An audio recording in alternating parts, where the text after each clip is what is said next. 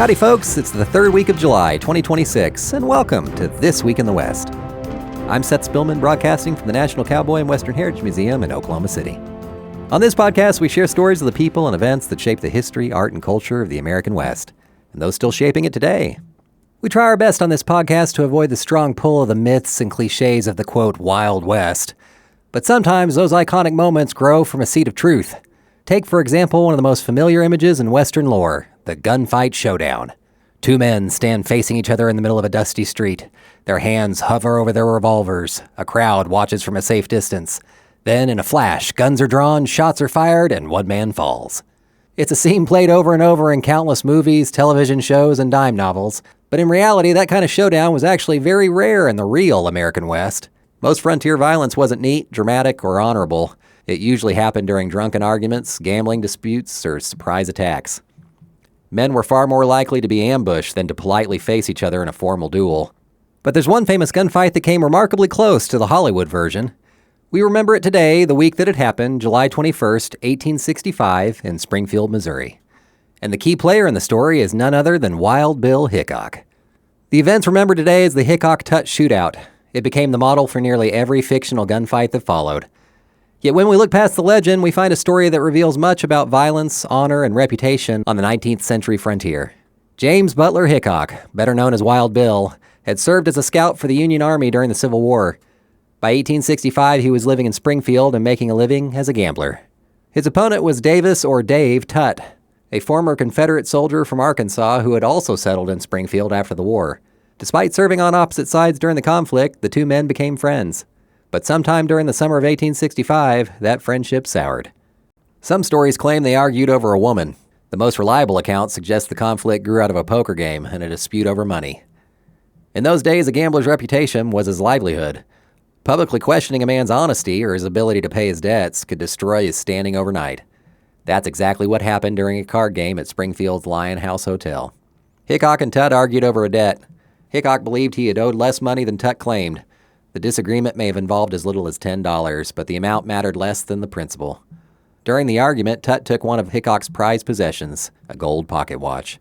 He announced that he would keep it until Hickok paid the debt in full. To modern ears, that may not sound like much, but in 1865, it suggested that Hickok couldn't pay his debts and couldn't defend his property. Over the next day, tensions continued to build. Witnesses later recalled hearing discussions about whether Tutt intended to wear Hickok's watch openly in the town square. Hickok warned that he did not want to see that happen. Neither man seemed willing to back down. By the evening of July 21st, the stage was set. Around 6 o'clock, the two men found themselves on opposite sides of Springfield's public square. Unlike the crowded streets we see in Western films, eyewitnesses reported that bystanders quickly moved out of the way once they realized armed men were facing each other. Nobody wanted to be caught in the crossfire. The two men stood roughly 75 yards apart, a surprisingly long distance for a pistol duel. Hickok reportedly called out a warning, "Don't come any closer, Dave." Tutt ignored it. Then both men reached for their revolvers. The shots came almost simultaneously. Tutt fired first, according to many witnesses, but his shot missed. Hickok's bullet struck Tutt in the chest, right between his ribs. Tutt staggered away and reportedly cried out, "Boys, I'm killed." Moments later, he collapsed and died. So, was this murder or was it self-defense? Authorities arrested Hickok and charged him with manslaughter. Today, many people assume a shooting like this would automatically lead to a conviction. But frontier justice was different. The American West had inherited some ideas from the older European tradition of dueling. While formal duels had largely disappeared by the mid-1800s, many people still believed a man had the right to defend himself after a public challenge and defend his life against an armed aggressor. At trial, witnesses testified about the events leading up to the shooting. The jury heard evidence that Tutt had publicly humiliated Hickok by taking and displaying the watch. Several witnesses also indicated that Tutt reached for his weapon first.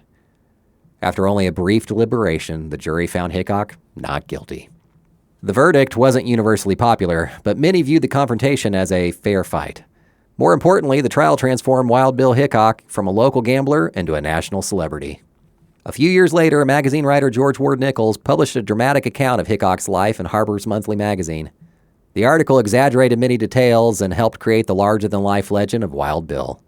Soon, readers across America were hearing stories of the fearless gunfighter who had faced down an enemy in the middle of a town square. The confrontation became the blueprint for generations of storytellers. Novelists borrowed it, filmmakers copied it, television westerns repeated it just about every week. All the icons filled the role at some point. Marshal Matt Dillon, Clint Eastwood's The Man with No Name, even Marty McFly. The showdown became one of the defining symbols of the Wild West in popular culture, but it really had its origin in the gritty reality of wounded pride, gambling debts, and a disagreement over a pocket watch. And as for Wild Bill Hickok, his own story would end in a much less romantic fashion. 11 years later, in 1876, he was playing cards in Deadwood, Dakota Territory, when a gunman walked up behind him and shot him in the back of the head. No showdown, no warning, no dramatic duel, just the kind of sudden violence that was far more common. The cards Hickok supposedly held at the moment of his death, 2 black aces and 2 black eights, became famous as the dead man's hand. And with that, we've laid down our cards on another episode of This Week in the West. Our show is produced by Chase Spivey and written by Mike Kaler. Follow us and rate us on Apple Podcasts or wherever you hear us. That'll help us reach more people. Come visit us in Oklahoma City. You can buy tickets online at thecowboy.org/tickets. Got a question or a suggestion? Drop us an email at podcast@thecowboy.org. We leave you today with the words of historian James D. McLaird. Hickok angered too quickly and he drew his guns too fast. He seemed to lack the ability to assess a situation and diffuse tension, escalating conflict instead. Add to this equation his propensity to exaggerate, brag, and dress flamboyantly, and the reality stands in startling contrast to mythologizers' depictions of him as a calm, collected gunfighter. Much obliged for listening, and remember, come find your West here at the National Cowboy and Western Heritage Museum.